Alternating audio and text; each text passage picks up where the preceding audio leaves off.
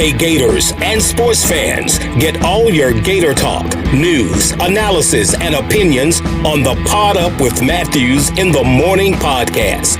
Find us on your favorite podcast platform or watch us on Facebook Live between 8 a.m. and 9 a.m. every weekday. Pod Up, because we are Gator fans. So say it's great to be a Florida Gator.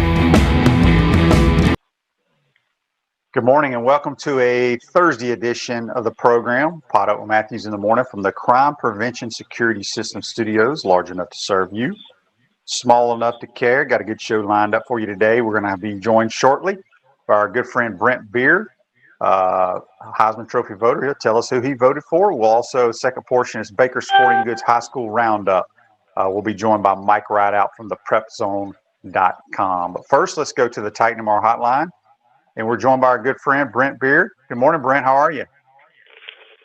Shane, doing fine. Good to be with you. We are amazingly at just about at the end of the season. I can tell you, brother, in July or August, if you would have said we would have got as many games in as we did, bowl games, and we're just waiting on the national championship game, I think we would have signed a contract to have gotten that done. So credit is due to the schools, coaches, the medical staffs, and everybody involved, right?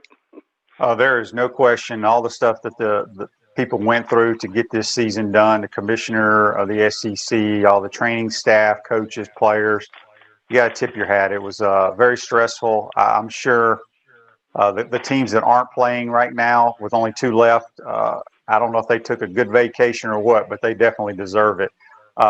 Brent, were you surprised? We got some more award shows. I think the award show tonight where they give out most of the awards have already been given out, but then they do it all on this TV show. Let's talk about the Heisman Trophy. You're a Heisman Trophy voter. Were you surprised at Devontae winning it? And if you don't mind, let our listeners know who Brent Beaird voted for. It looked like Devontae was going to win from the reports that led up to the Heisman, and I give them credit to be virtual. They did a good job with it, all in all. I voted. My number one was Mac Jones, 2 was Devontae Smith, and 3 was Kyle Trask. So I frankly thought Kyle deserved to be in there with the season that he had. I mean, at one point during the season, particularly probably before the LSU game, he was as on fire as any quarterback that there was. Had a tremendous season and should be thought of in that way and rewarded for it. Mm-hmm. Were you a little surprised that Trask came in 4th and then Mac was 3rd with Trevor Lawrence being 2nd? There is still. I tell you what, that if you carry that out further, what it makes me wonder is if Trevor had played in those 2 games that he missed with COVID and just had pretty much his average stats, I've really wondered, Shane, if he would have won it. Frankly, and there's a little bit about, well, was this a career achievement award for him? So some people may have voted that way, and it was a little bit surprising. But again, I mean, when he plays well, he obviously is among the best. So I mean, I figured he would be certain as he was in the top 5. I just wasn't sure how far up he would get before it was over. Yeah, well, I know a lot of Gator fans were upset that Kyle came in 4th, and it is what it is. You know, if you don't win, it doesn't matter if you come in 2nd or 10th. Yeah, really. But all right, so Brent, we haven't talked to you since the 2 semifinal games. Let's first look at the Clemson game against Ohio State. I tell you what, Brent, I was shocked. I was too. Ohio State played. I thought Justin Fields had one of those career games. We know he got banged up a little bit, but gosh, he threw the football well. He really did, didn't he? And he was, even with and you would understand this a whole lot more than most people, is to be able to play as well as he did after taking the shot to the ribs. I thought was amazing. But see, what was the thing that really took us by surprise was in the Indiana games and Northwestern game. Total, he threw 5 picks and had 8 sacks in that game. Mm-hmm. So, I mean, frankly, they still won, but there were times where they were really inconsistent. I thought the guy who really came on for them in that game too, or frankly in this run for Ohio State, is Trey Sermon. I mean, to have over 500 yards basically in a couple of games is amazing, but there's no doubt. I mean, they were able to put it together. Now, where they took advantage of Clemson, to me, was on Clemson's offensive line. And for once, Clemson, their receivers weren't the elite receivers that Clemson's had in the past. Some of that's because of injury and so forth. But they had the score of the game in the weight room. They thought last year they should have won, and frankly, they probably should have. They got a lot of field goals instead of touchdowns, and you can't do that when Clemson is red hot and rolling and playing as well as they normally are. So I'm with you. I was quite surprised. I thought it would be much closer, but I mean, when you win the line of scrimmage, you can be able to run the ball like that, Shane. You can almost name the score, can't you? Yeah, they dominated both lines of scrimmage, and those rush ins for Ohio State, man, did they get after the quarterback. We got a Facebook Live brought to you by Melton Law, the only official law firm partner of the Florida Gators. It comes from John. He says, do you think that was targeting on Skolaski? I think that's how you pronounce his name. You know, the run where Fields ran up the middle, scrambling, and look, football's changed. Being a quarterback, I don't agree with how they protect quarterbacks. Now, this was down the field, but what was he supposed to do? By the letter of the law, it was targeting because he led with the crown of his helmet. Right. But, you know, I don't understand. You know, there's so many times a running back takes a sweep around the corner, and the DB comes up, and the running back lowers his head and leads with the crown of his helmet, and it's never called. So it's tough it's tough nowadays. Well, it is, and I think you said it best. Is they were going by the letter of the law, and in some people's minds, it was textbook targeting. And when you've got when they've got a situation like that, Shane, as you know, that's what they're going to call. Yeah, absolutely. So now we go the Notre Dame game. I think it went as pretty much everyone expected. You know, it was one of those kind of games, Brent, where I don't feel like Alabama played real well. It was almost like they scored about every time they had the ball, except, you know, in the second half and the fourth quarter, they punted a couple times. But it was like Notre Dame did have their probably part of their game plan, that 8-minute drive where they scored. But it was just, I don't know what it was. It was just a weird game to me. But clearly, Notre Dame, in my opinion, they've recruited very well in the line of scrimmages. But Brent, they have no speed on the outside at all. No, they really don't. They really don't have any elite receivers. And I mean, they do well what they do. I mean, that's why they were one of the candidates for the Joe Moore Award, is because their offensive line is so good. Ian Book's a good dual threat quarterback. Matter of fact, he is heading out to the NFL. That would be interesting to see where he goes. But and their line of scrimmage, both sides are very good. But I mean, you're right. With what they do, can get them into the playoffs. The point for them is, until they can get the speed on the outside that they need, they're basically be able to make it to the semis and probably no further.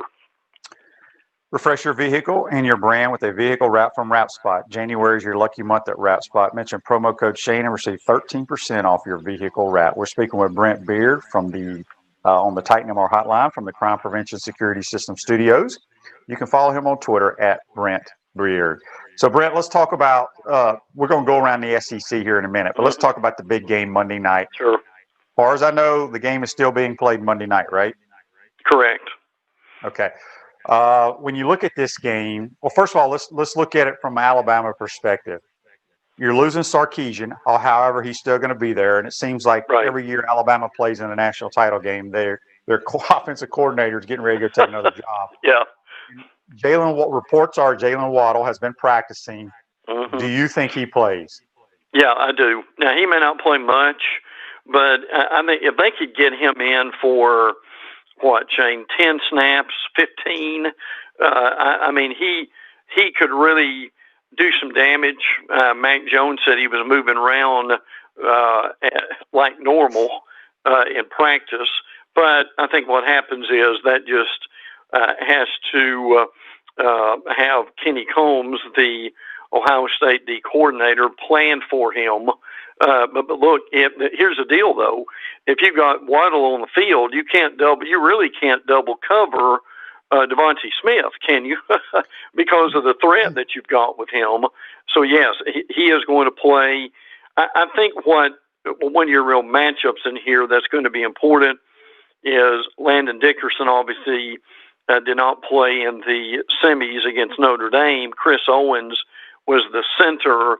He's matched up against Haskell Garrett, their defensive tackle, and we need to watch that matchup throughout the game. Owens at least needs to get a stalemate there. And Owens is a senior; he's been around for a while, but Landon Dickerson was Bama's best offensive lineman. He was the center, so that certainly is one to watch. And Shaun Wade from Jacksonville, the cornerback, is also going against Devontae Smith. Maybe, of course, now he may end up on Waddle when he's in. So there are a lot of interesting matchups here, and the Bama offensive line's the best Ohio State's played. Now, Clemson's offensive line was not as good as Alabama's, and Ohio State was able to take advantage of that. Also, and again, to me, the big question is, and you saw him take the hits, and you've been through this, is, Shane, can you get through a rib injury like he had?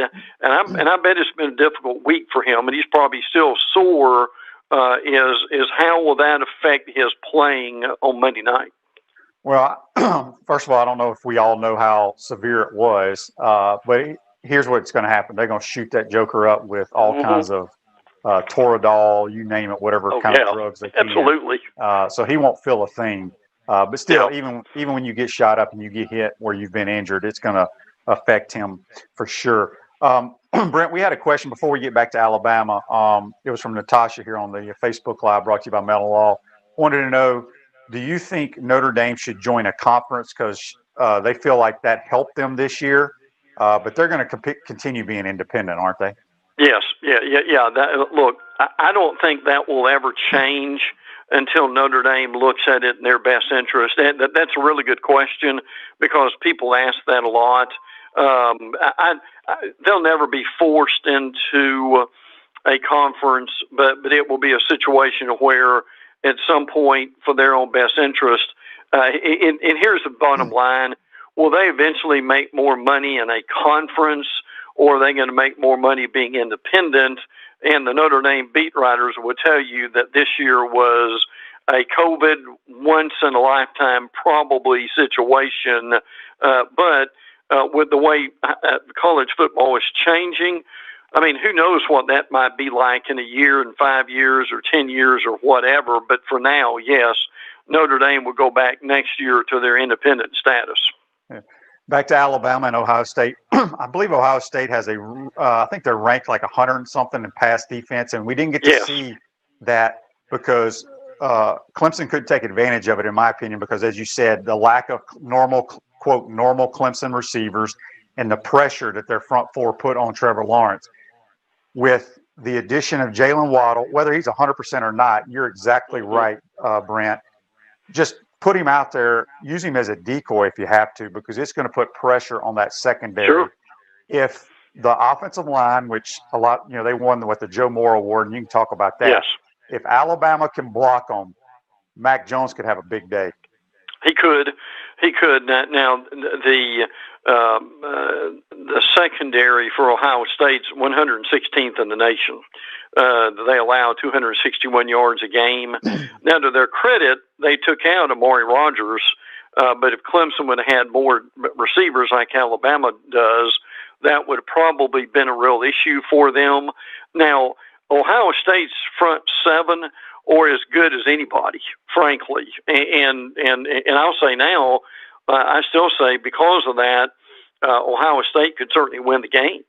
But you're right. If Mac Jones has time to throw, that's going to be very important.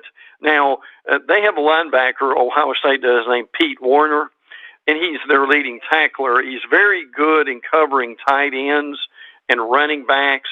And I'm just wondering if he will kind of shadow Najee Harris in this game, because Najee is frankly one of Alabama's best receivers, not just running back, but receivers at the same time. So there are a lot of games within the game, and that will be interesting to see. But yes, if Ohio State has a weakness on defense, it's certainly their secondary. Yeah, it would not surprise me to see Sark throw this thing about 40-something times, spread them out. Yep. And let Mac, Yes. even the little 5 yards, they throw a lot of bubbles to Devontae Smith. Those are run plays, but spread Ohio State out. When you look at Ohio State's offense, we talked about Justin Fields and Trey Sermon. Any concerns from the Alabama perspective? Obviously, if they play like they did against Clemson, it could be a close game. But what do the Alabama folks say about this offense of Ohio State? Well, I think you're always looking to take something away, aren't you, Shane? And if they can make Ohio State one-dimensional, I think that's going to be key.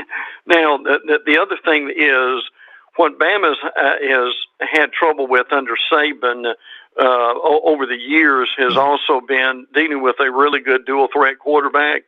And Fields is one of those, and that's frankly why some Alabama people were glad they didn't play Clemson, obviously. But with Fields, if they're concerned about him getting hit when he's running, and he doesn't run as much as he normally does, that would certainly be an advantage to Alabama. So I think at this point, probably the number one thing that they're going to try to do is be able to limit Trey Sermon in that running attack, and then make them as pass happy as they can and go from there. So, Brent, who wins the game Monday night? I think Bama still will probably win. I mean, I see people making this a 2 or 3 touchdown game, and in the end that might happen. But I think Ohio State's good enough to where they can certainly take the game to the fourth quarter. I mean, would it shock me if they won? No, it really wouldn't. I mean, Bama's still trying to grow and mature in their own defense. It's gotten better as the years going along. Malachi Moore, one of their better DBs, did not play against Notre Dame. I think he'll play on Monday night. And again, the thing we've got to remember, when you get to this point, a lot of these teams have similar rosters. And in other words, their top 50 players are all probably 4 and 5 stars. And again, remember, some of these folks are still Urban's players to a degree, even though this current Ohio State staff's done a really good job with them. So I think Bama is able to win at the end behind that offensive line and the weapons that they've got on offense. And again, for people who followed Alabama for years, it is absolutely amazing to see what they have done in recruiting receivers. And if you go back to remember the Shane, and like in 08 and 09 with the Alabama-Florida battles in the SEC, Florida was so ahead of Alabama in receiving talent, it wasn't even funny. But that is one of the areas where Saban has learned and grown with this team, and it's made a huge difference. It really has. We got a Facebook Live brought to you by Meldon Law. Rick asked, and I don't know the answer to this, Rick. Maybe Brent does. He says, why aren't those painkillers considered performance-enhancing drugs. They are endangering the player's health. I don't know.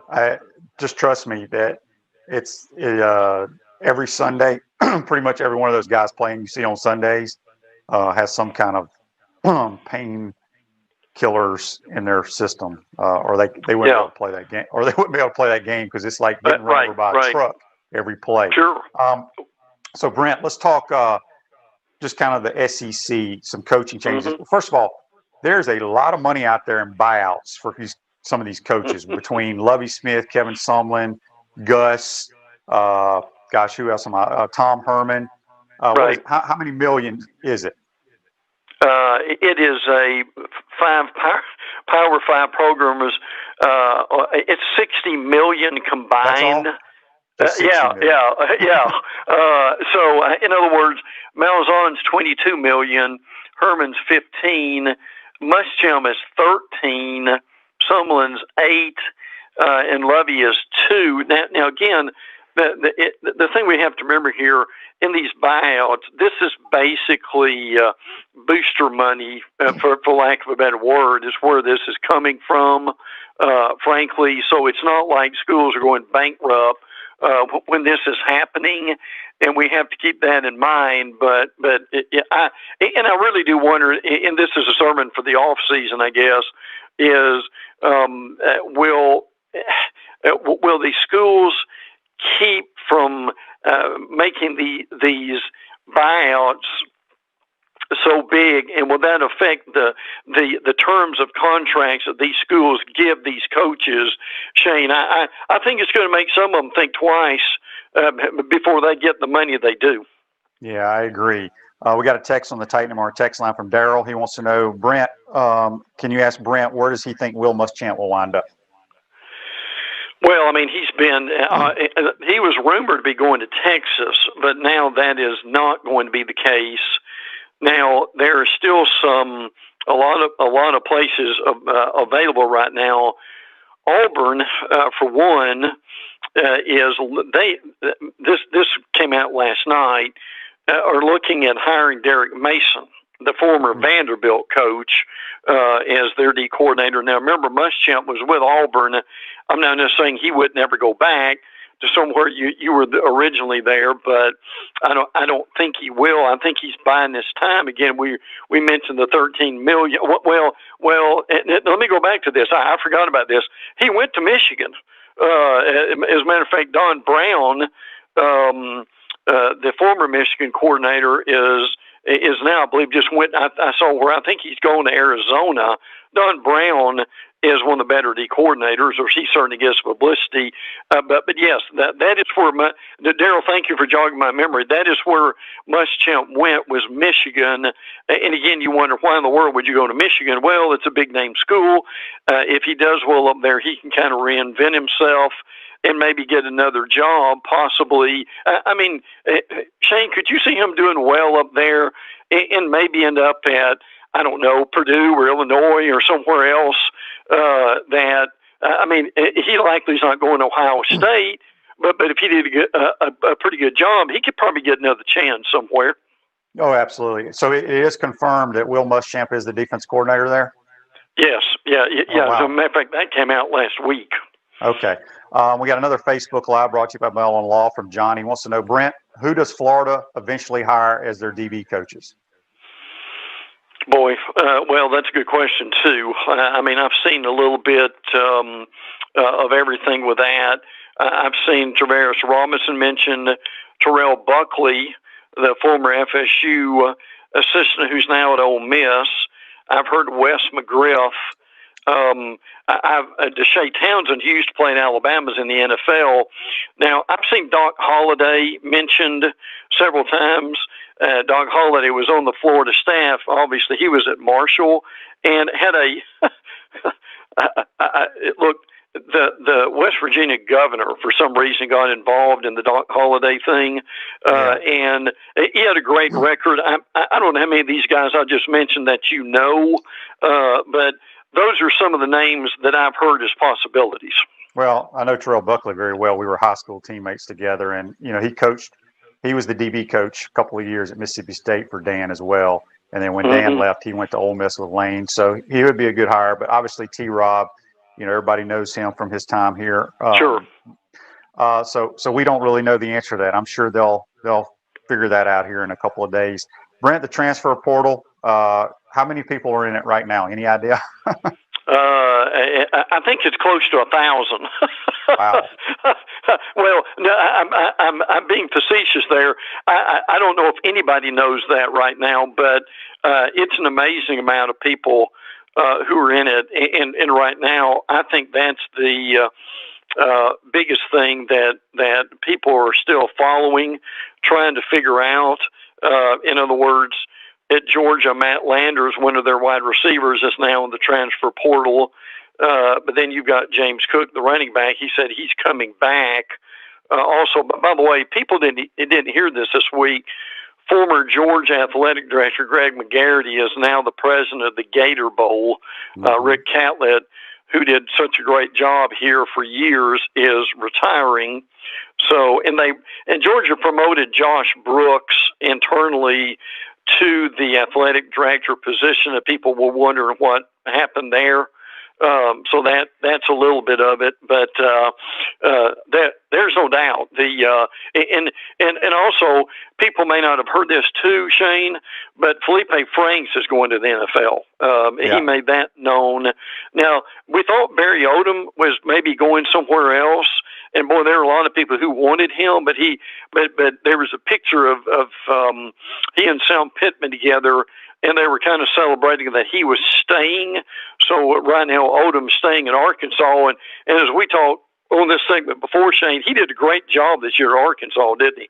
Yeah, he really did. He was a great addition to that staff. Brent, the Gators had a couple of people enter the transfer portal, but they also got a player out of the transfer portal. Can you let the viewers know who those individuals are? James Houston, the linebacker, is transferring. We don't know where. And from Penn State, and they've had some success from Penn State lately, obviously with Shorter at wide receiver. Antonio Shelton is a defensive lineman, 6'2", 327. Hallelujah. We got some big bodies in there. We need some big ones. No doubt. He is a redshirt senior. So look, when you get a transfer from a Power 5 school like a Penn State, I think you've got to feel pretty good about that. Evan McPherson, by the way, is going to the NFL. People may have missed that, but Zachary Carter is coming back. So I thought that was good. So, and Shane, listen, one of the main things you and I are going to be talking about over the next 2 or 3 months are people in the transfer portal. There's no question. Speaking of that, Brent, I had some people yesterday, or maybe it was the day before. Social media can spin things so poorly. And Jackson State, who's now coached by Dion, and I wish them all the best. They're spinning it how Dion has gotten a couple of Gator recruits. They gotten a couple of Georgia Bulldog recruits. They got a couple of this Power 5. The reason those kids, because they're not academically eligible to get into the Power 5 schools, right? Correct. Yeah. So they're going somewhere where they can get in. And look, the reality of it is, and I know, and I've always been pretty careful. We talk about academics because the kids hopefully will qualify at some point. But that's the thing that we need to remember sometimes. People say, well, why did he go to such and such school? And Shane's exactly right. Oftentimes that's the school where you can get in and qualify. Yeah, because I was trying to tell somebody the other day, I'm like, I don't care who's coaching at Jackson State, and I think Dion will do a great job there, but there is no way a kid is going to choose Jackson State or Florida A&M or Grambling over Florida, Georgia, or Miami, or Oklahoma. There's no way. Yeah. No way. Oh, yeah, I agree. Yeah. Last thing before we let you go, Brent, and you may not know the answer to this, but, okay, so the early signing period, let's use Texas, for example. They have their, they win their bowl game. They have their early signing period. They decide to fire Tom Herman. Shouldn't the NCAA allow those kids just signed, 4 or 5 days before they fired their coach? shouldn't those kids have an opportunity to reopen their recruiting process?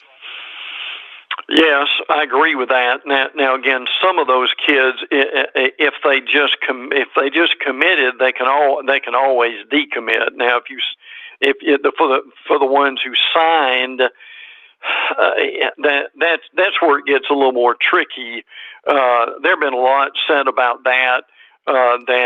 When that happens, these kids ought to be freed up where they can go wherever they want to go. And I think if the school, that's a really good question. I think if the school wanted to release them, that some schools will probably do that. Now, a lot of the kids will wait and see that because they want to meet the coach and talk with him and see what he does before they make any decision. Now, here's the other thing that we need to remember about this year too is, Shane, you remember this waiver thing we talked about for months? Well, it's 2021, and that's going to be a reality this year. Now, I don't know what the date is that it starts, but one thing we need to remember is starting this year, that your student athletes will be able to have the opportunity for basically there'll be no penalty if they transfer somewhere. So basically, everybody gets as they call it, a free get out of jail card, as some people have noted it, in order to do that. So, with that being said, for those guys who have signed and they want to get out of Dodge, at some point with this free waiver, if they want to take advantage of it now it's just one time. It's not two or three. It's just one. But that starts this year. So, and we should hear a date about that soon. Now, again, the NCAA will have their big meeting in January unless they've moved that, and we'll get more information on when that's going to start, I'm sure, during that time. Yeah. Well, Brent, good stuff as always, my man. Enjoy the game. We will talk to you next week. Be safe out there, and I know who you're pulling for. Well, I think it'll be a terrific game, and everybody will appreciate that. But again, as we said in the beginning, Shane, it's a miracle we had this season, isn't it, brother? It really is. All right, Brent, appreciate it, my man. Thank you, bud. That's Brent Beaird. Join us on the Titan MR Highline. You can follow him at Twitter at Brent Beaird. Hey, folks, I want to tell you about a new product, a new sponsor for our show called G-Tech Clean. G-Tech Clean is your complete germ protection. It's EPA approved to kill COVID-19 and kills 99.9% of all germs and viruses, black mold, and also deodorizes. It's the safest, affordable way to clean and sanitize your business, no matter if it's a gym, school, retail store, or office. Use it in your home, anywhere from the bathroom to the kids' room. It's formulated to provide 24/7 protection and is over 30 times more durable than any other cleaners. Try G-Tech at home as well. That's G-Tech Clean, folks. I use G-Tech Clean to keep my pot-up studio clear of any germs and viruses, and so should you. Going to take our first time out of the program. When we come back, Baker Sporting Goods High School Roundup with Mike Ridaught. We want to take this moment to thank all our sponsors who keep the show going and pay the bills. Our Gridiron sponsors are Crime Prevention Security Systems, large enough to serve you, small enough to care. Titan MRI, Gainesville's only locally owned and operated MRI facility. Meldon Law, where you matter most. Peachland Dental, Gator Nation's first choice for dentistry in Port Charlotte. Comfort Temp, comfort is our business, peace of mind is our promise.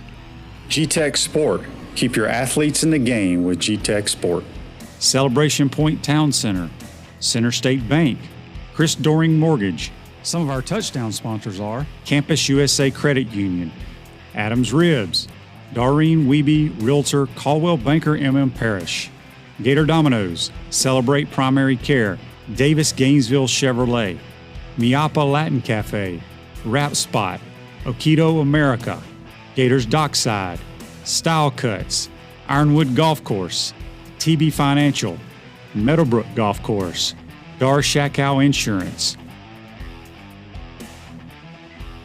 If you are interested in promoting your business on the show, you can visit our website, potupwithshane.com, and click the Advertise button or call Freddie at 352-284-3733. Again, thank you for all the great businesses that support the show. Please remember, if you like what we are doing here, thank our sponsors and support the businesses that support us. Welcome back to a Thursday edition of Pot Up with Matthews in the Morning from the Crime Prevention Security System Studios. Center State Bank, we put business first. We're the largest community bank in the state of Florida and understand that small businesses need a community business partner that they can rely on. Center State has 4 convenient Alachua County locations to serve you better. Center State Bank, member FDIC. We're now going to go back to the Titan MR hotline, and we're joined by our good friend from the Prep Zone, Mike Ridaught. How you doing, Mike? Hey, Shane. Good morning. How are you? We haven't talked to you. I guess the last time was before the state championship games. Obviously, the Hawthorne Hornets, the local team here playing for the state title, came up a little bit short. So now we are transitioning into high school basketball. How's that going? A lot of cancellations, or most teams getting their games in? I've seen some cancellations. You know, you think about going into the holidays, before the holidays, when we saw some of these tournaments that were canceled. The Kingdom of the Sun down in Ocala at Vanguard High School, they decided not to have that tournament. The Hitchcock Classic over in Alachua was canceled. You know, you're talking about a lot of basketball. But Dan Cross, former Gator Dan Cross, had his own tournament at St. Francis Catholic Academy in Gainesville. That was January 1st through the 3rd.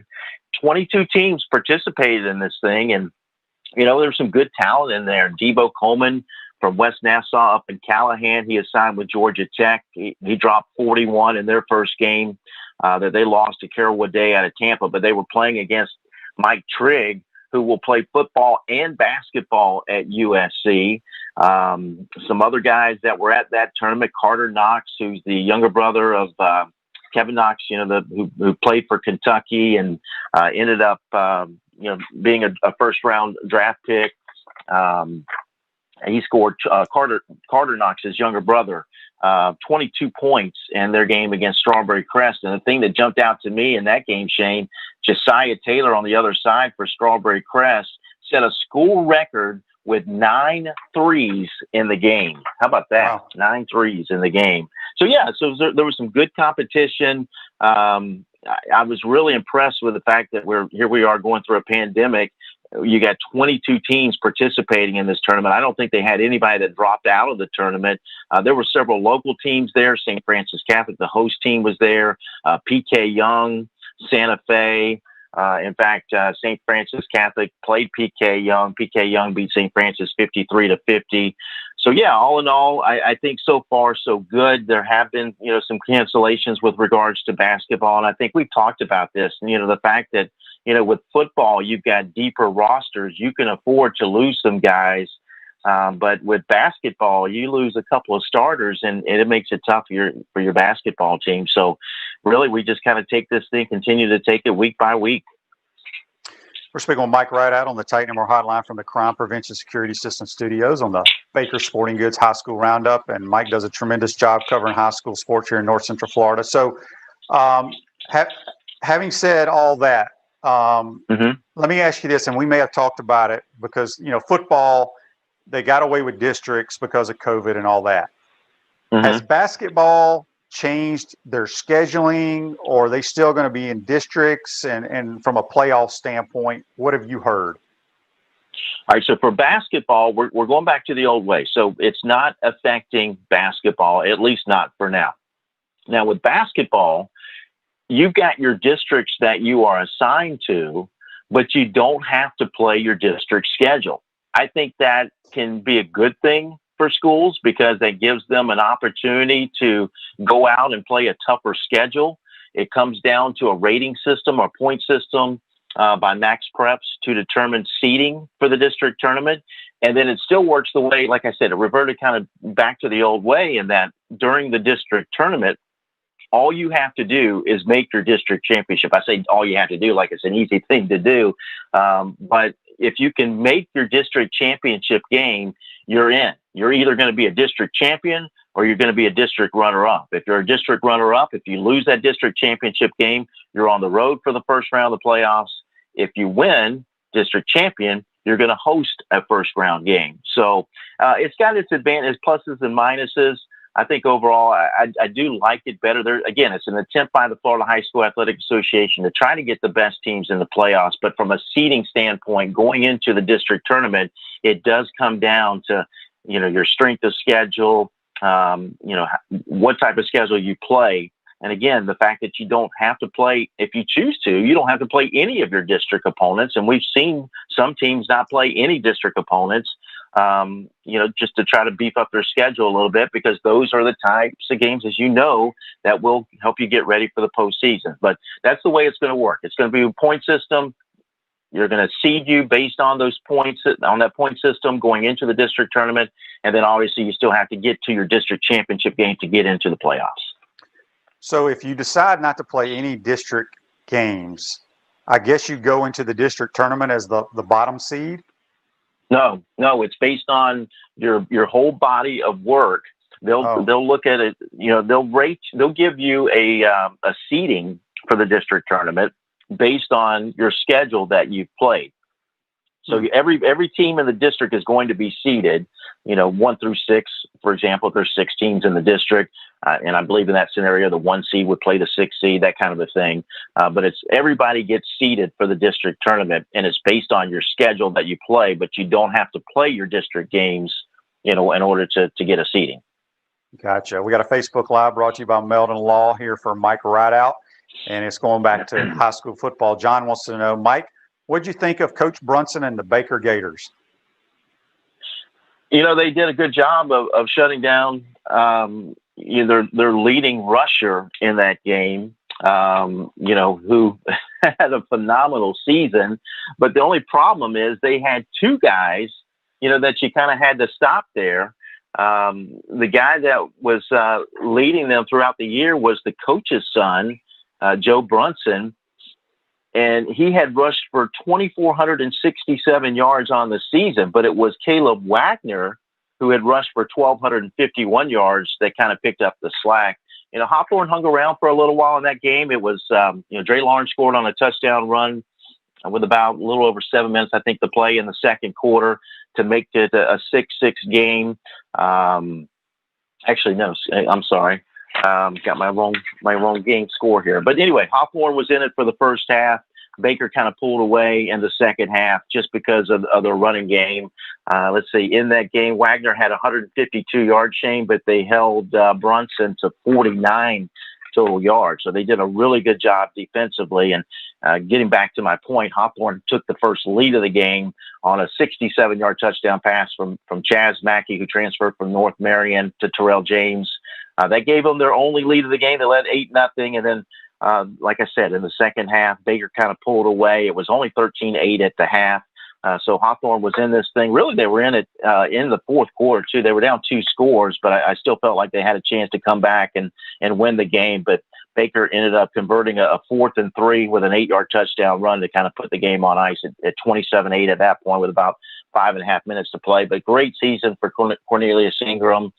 Baker, congratulations to the Gators. They run the tables this year. They went from wire to wire undefeated. Yes, they did. Brent Beaird, who was on before Mike, he just sent me a text, wanted me to mention that he's not 100% sure about Will Muschamp going to Michigan.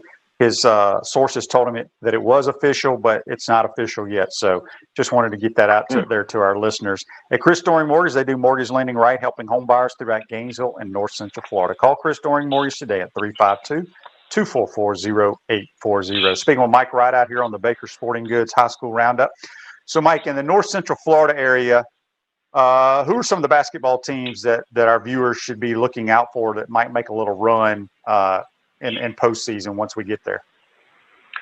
Gainesville and Buchholz are a little bit down, but the reason I want to mention Gainesville Buchholz is because they play on Friday night. It's a big city showdown, always a fun game. Even though Gainesville has dominated that series with 11 straight wins, they've won 23 out of the last 26. But the reason I wanted to mention Gainesville, Shane, Kelly Beckham is 10 wins away from 800 victories. He's sitting at 790 wins. It's just phenomenal. They're 5-5, so they have struggled a little bit. I don't know if he'll get to 800 this year. He might. I mean, they've got a bunch of home games coming up in January. But as far as the teams to watch in this area, Santa Fe High School. They've got Ernest Ross, who is signed with North Carolina State. They got off to a 5-0 start. Then they lost 4 in a row, and they played some tough competition. They were also at that Florida Get Down tournament that I was talking about. But Eastside High School right now is the best team in the area. Eastside actually lost at home in overtime to Santa Fe, but they've won 6 in a row since. Eastside's 9-1 right now, top 10 in the state in Class 5A. They will play at PK Young, and PK Young's another team that I think has a chance to get into the postseason. They're 8-4 right now. They just knocked off defending 1A state champion Hawthorne this past Tuesday night. Hawthorne's another team. I don't think you can count them out. They're the defending 1A state champions. Now that they've got their basketball guys back, I think that we'll see them make a late run, late January, early February, as we kind of wind down the regular season, because the regular season ends for boys basketball the first week of February. So we're a little over a month away from postseason action.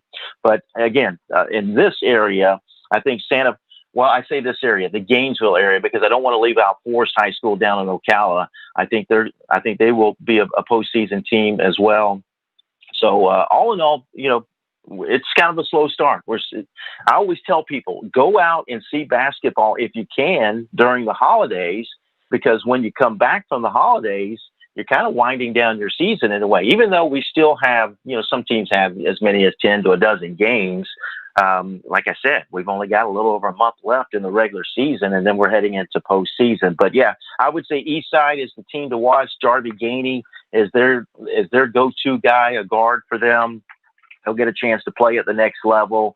But PK Young, we'll see how they do against Eastside. Even though Eastside has won 4 of the last 5, this game is at PK Young. So I'm interested to see, how PK Young will fare against Eastside after coming off that win against Hawthorne.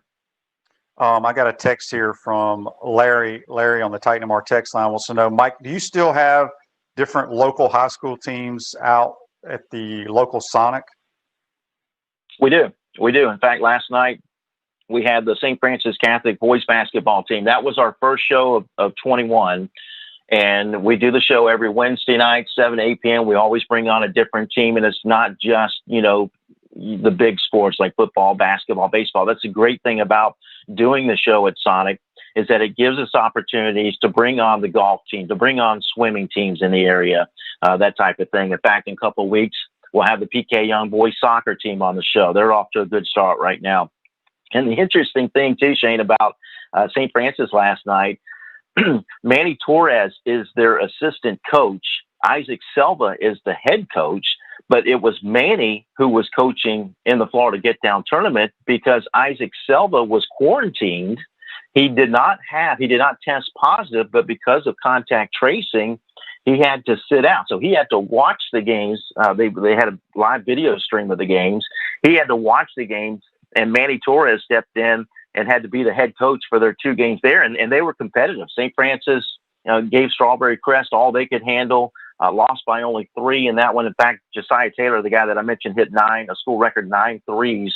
The next day, hit 6 threes against PK. They had to rally from a 22-point deficit, but they ended up only losing by 3. And then they gave PK Young all they could handle. I think they missed a 3 that would have sent the game into overtime. So pretty interesting story there, because we joked about the fact that Kelly Beckham has won 790 games, and Manny Torres was looking for his first win as a varsity head coach. That's crazy.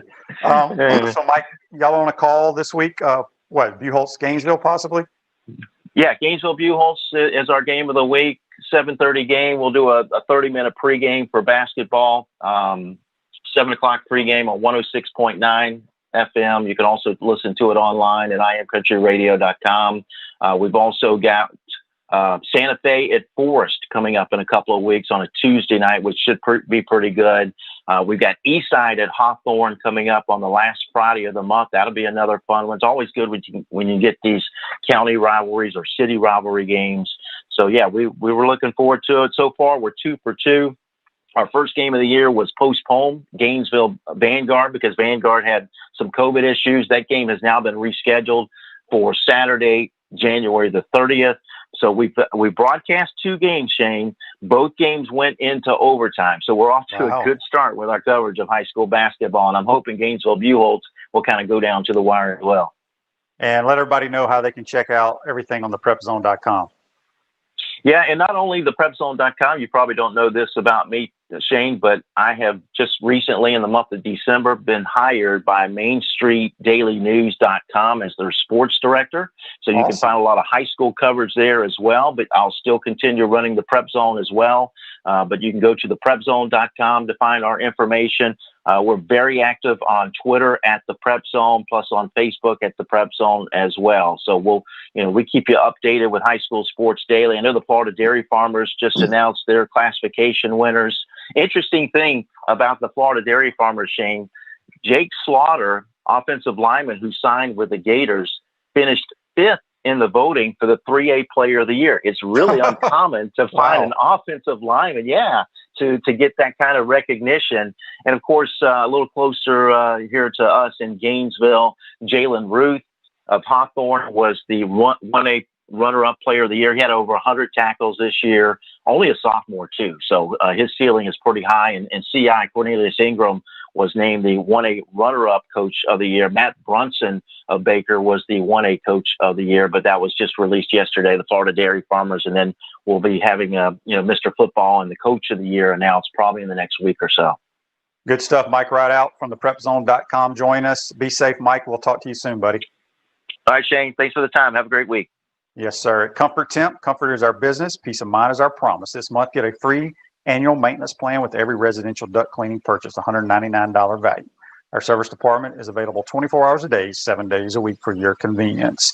This day in sports in 1992, Tom Seaver and Raleigh Fingers are elected to the Baseball Hall of Fame. We're going to take our final time out of the pro. When we come back, we'll wrap this show up. You're watching and listening to Pod Up with Matthews and Morning from the Crime Prevention Security System Studios.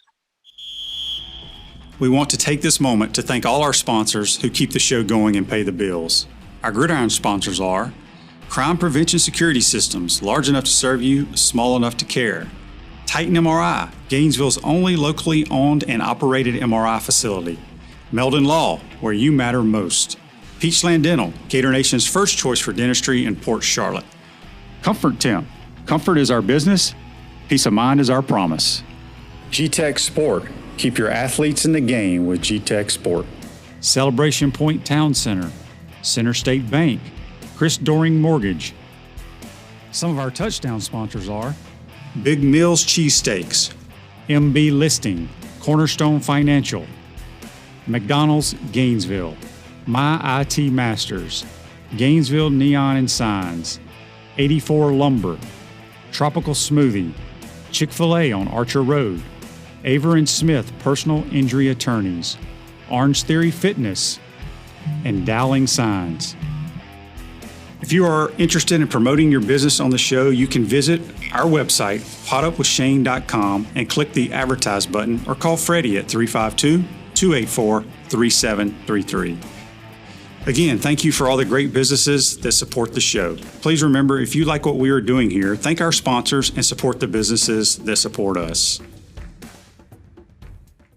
Welcome back to the Crime Prevention Security Systems Studio. Celebration Point's where the Gators go to celebrate with premium brands like Bass Pro Shop, Nike, Sensei, Prime and Pearl, and opening soon Dave & Buster's. And coming spring of 2021, the HBC's new restaurant, Spurrier's Gridiron Grill and Visor's Rooftop Bar.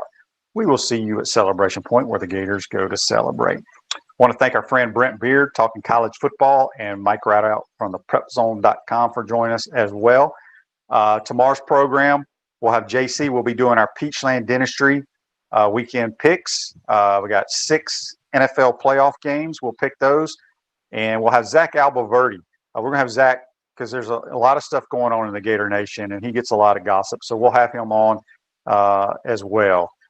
Don't forget, tell your friends and family to watch and listen to us live on Facebook, YouTube, and listen to us on all the Apple Podcasts, Spotify, Google Podcasts, iHeartRadio, CastBox, Overcast, Podbean, a bunch of stuff I've never heard of, but you can hear us on that. So check us out. Dan says real quick, speaking of the Hall of Fame, will anyone not vote for Peyton Manning? No. I mean, they'll be a moron if they don't. But I appreciate the question there, Dan. Yeah, they'd be crazy not to vote for Peyton Manning for the Hall of Fame. Well, today's show's a wrap, brought to you by Wrap Spot. Be safe out there, folks. We will see you tomorrow.